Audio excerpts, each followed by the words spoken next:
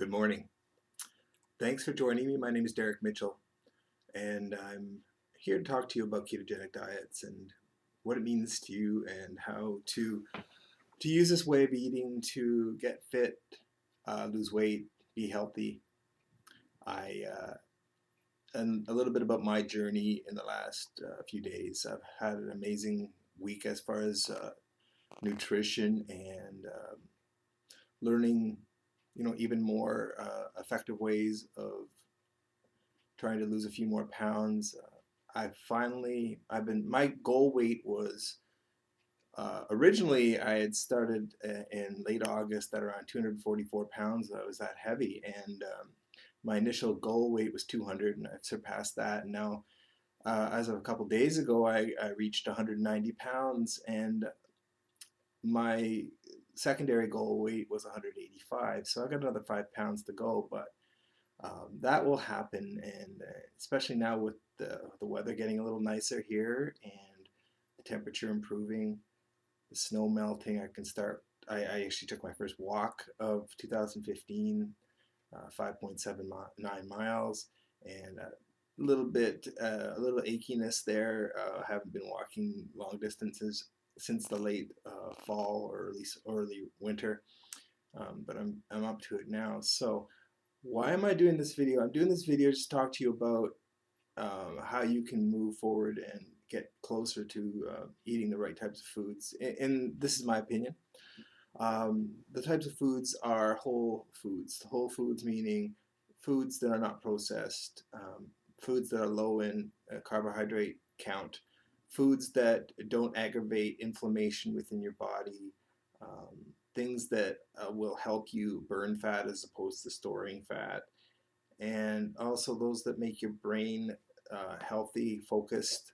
Um, my what I'm saying, when I like to say these days, is focus, energy, and persistence is what will get you to a level of success that you want to be at. Just to review some of the things that are a staple of my eating: eggs, um, fatty meats. I do eat bacon, even though it is cured. I do eat bacon. Sometimes people suggest that you eat pork belly, basically uncured bacon. And if I could find it, I would, but definitely look for bacon that's a low sugar count, because some of them add a lot of sugar to bacon. Pork chops, steak, fatty steak, and hamburger meat, fattier kind of hamburger meat. I do eat some cheeses, hard cheeses like cheddar and jalapeno cheddar and that type of thing. I keep it to a minimum. I don't eat a lot of dairy. Coconut oil, I eat it every day.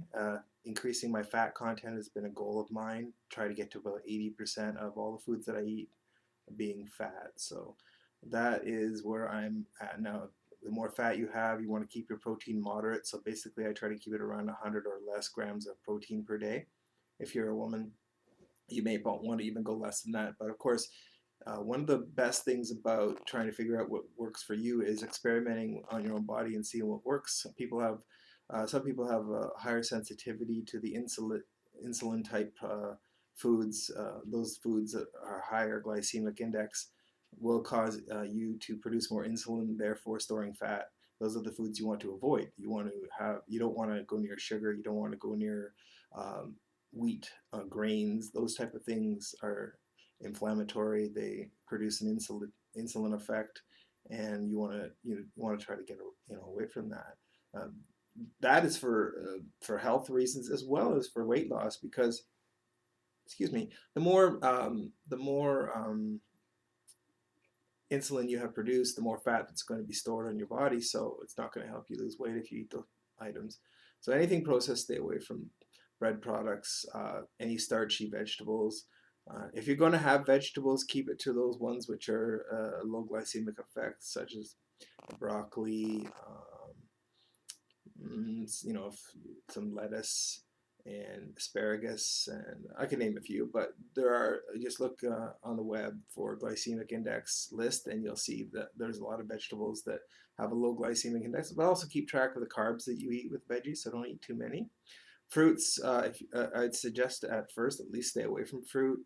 If later on, when you're on a good pace of weight loss, you want to include some fruit back, berries are good to include. I'd stay away from most other fruits, in my opinion.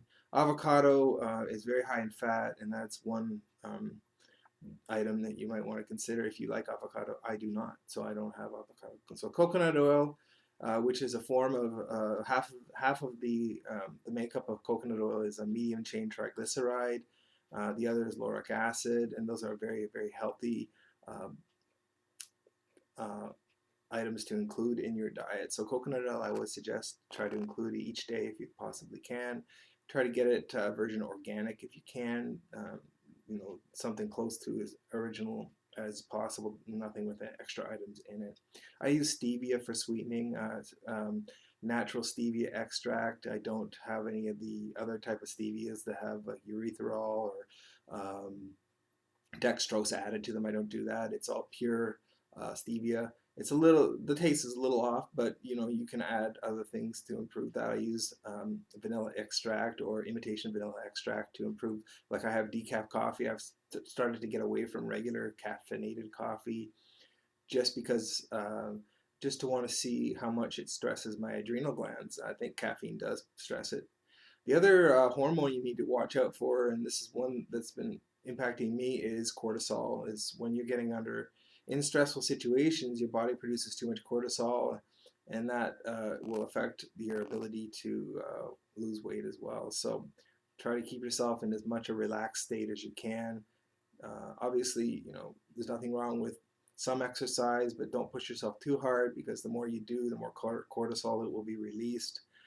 Walking is a good example of an exercise I think is good. Some people believe in exercising hard on this ketogenic type approach. I'm personally not that type of person, so I would avoid it. I think you just have to be careful, because cortisol can, if you produce too much cortisol, stress hormone, it can stop your ability to lose weight.